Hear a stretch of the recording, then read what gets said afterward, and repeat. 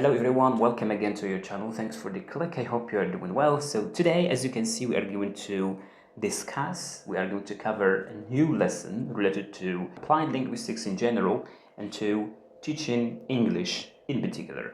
Okay, so this lesson is very important for all those who want to apply for teaching profession, either in a public sector or private sector. So this is just an endeavor to familiarize you with some concepts, some new terms related to teaching English, and to familiarize you with some terms and concepts related to applied linguistics and SLA research. So today's lesson, as you can see, has to do with student roles. So before we talked about the teacher's roles, we can talk about the student roles. Okay, so what are the student roles, and what are the factors that we can say affect the student roles or determine the student roles? Okay, so before we embark in talking about that, it's very important to start with talking about the factors that determine the student roles. So very simply, there are three general factors that determine the student roles. Number one, we are going to talk about school or the state. School or state. Now, what do I mean by school or state in this regard? It's very simply, it means that, for example, when school's philosophy or policy is to have classes with just a small number of students, for sure, the role of student would be different, for example, from schools that do not care for the number of students, or schools that adopt huge number of students in each class. So the roles of students will be totally different according to the school's philosophy. When I say the state, I mean the government. So the government vision and perspective related to the number of students in each class also determine the student roles. Number two, and this is also very important, is the teacher. So the teacher is also a very essential factor that determines the student role. So teacher whose philosophy of teaching, for example, is based on engaging students and working in groups, or, for example, teaching small groups of students, or putting students in small groups in circle, involving students, having students participate and discover the language. For sure, for this teacher, the student roles will be different from the other teachers, for example, who teach traditionally. All right, so this is what we mean by the teacher's factor. So teacher also play a very essential role in determining the student roles. Number three, and this is also very important, it has to do with, we can say, approaches or methods of teaching. For example, teacher who is using a TPR method, for sure, the role of the student will be different. For example, if the teacher is using the audio-lingual method or the silent way, for example. The teacher who is adopting the communicative approach or the communicative language teaching, for sure, his students will have some different roles from other teachers who are using different methods of teaching. All right, so this is what I mean by the factors that affect the student roles. Okay, so these are the very common factors that affect the student roles in classroom. The second part that I'd like to talk about is the student roles. What are the student roles? And in this case, I am going to talk about these roles in terms of two very important things.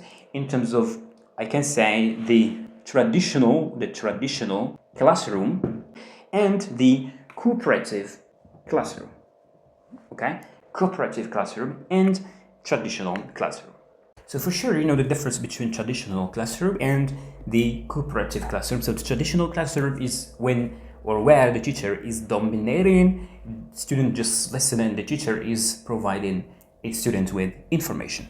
While cooperative classroom is modern classroom in which students are active participants and they try to discover the language and learn by themselves. Okay, so generally speaking, in traditional classroom, students can be someone who maintains discipline. For example, his discipline is good in the classroom. He shows respect. We can say someone who shows respect to the teacher, to his classmates, to everybody. So maintaining discipline, and also someone who shows respect, I said before, showing respect to the classroom environment, to the teacher, and also to his classmates.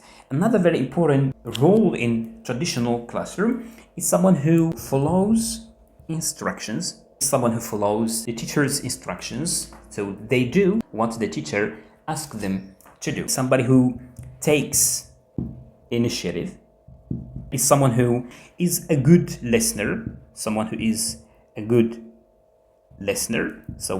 who listens very well. And we can also include here note taker. Okay, he is a good note taker. So he listens to what the teachers say or explains and takes notes. Okay, so these are the most common, I can say, roles in traditional classroom. So maintaining the discipline, showing respect, following teacher's instructions, taking initiative to do something. Listener is a good listener, listening to what the teacher is explaining or saying. And the last one, note taking, to take notes when the teacher is explaining.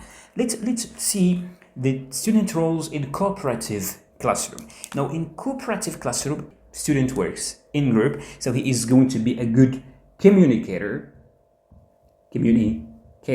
This is number one. He is going to be a good communicator. He is going to be a leader, so he will be a leader of the group. He will also be a moderator of the group, to moderate the group work. Also cooperate. He will cooperate with his classmate, cooperate to do some exercises or to do some tasks, for example, cooperate. Also, he will be a presenter,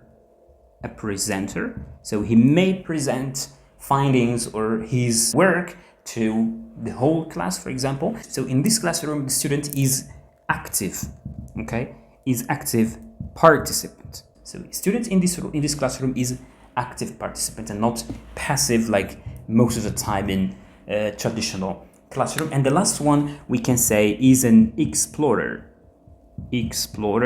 So he is the one who explores the language and tries to discover the language by providing them with some situations and maybe meaningful tasks. The last student role that we can mention is, we can say, strategies user. So student will be given the chance to use strategies of learning and also strategies of communication. Okay, so in this case, this one, as you can see, it gives much more value to the student, while in here, as you can see, student is most of the time passive and not participant, active participant, as in cooperative classroom. Okay, so this is all about the student roles in traditional classroom and cooperative classroom, as you can see. All right, so I hope you benefited from this lesson. If you have any question or suggestion or addition, you are welcome.